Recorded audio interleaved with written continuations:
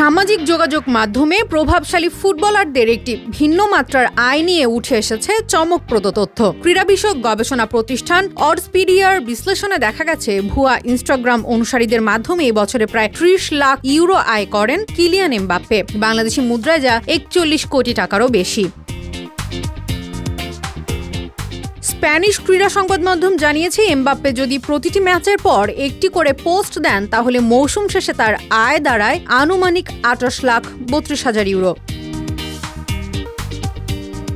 বর্তমানে এমবাপ্পের ইনস্টাগ্রামে অনুসারীর সংখ্যা ১২,৪০,০০,০০০-এর বেশি। এর মধ্যে প্রায় ২,৬০,০০,০০০-ই ভুয়া, যা মোট অনুসারীর ২১.২৩%। শুধু এই ভুয়া অনুসারীদের মাধ্যমে প্রতি পোস্টে তার ৭৫,০০০ ইউরো পর্যন্ত আয় হওয়ার সম্ভাবনা রয়েছে।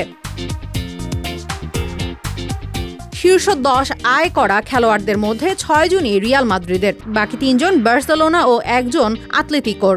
দ্বিতীয় সর্বোচ্চ আয়ের মালিক ভিনিসিয়াস জুনিয়র, যিনি বছরে ভুয়া অনুসারীদের মাধ্যমে আয় করেন ১১,৮২,০০০ ইউরোর বেশি। তার অনুসারীর মধ্যে ১,১১,০০,০০০-ই ভুয়া, যা মোটের ২০.৭১%।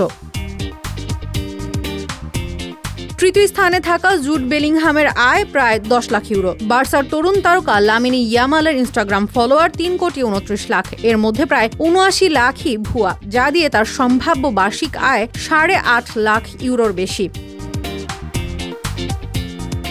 ভুয়া অনুসারী বলতে সাধারণত ৩ ধরনের অ্যাকাউন্ট বোঝানো হয়: বট বা স্বয়ংক্রিয়ভাবে তৈরি, বাস্তব মানুষের অ্যাকাউন্ট কিন্তু নিষ্ক্রিয়, এবং ক্রয় করা অ্যাকাউন্ট। বিভিন্ন বিশেষায়িত টুলস ও অ্যালগোরিদমের মাধ্যমে ভুয়া অনুসারী চিহ্নিত করা যায়।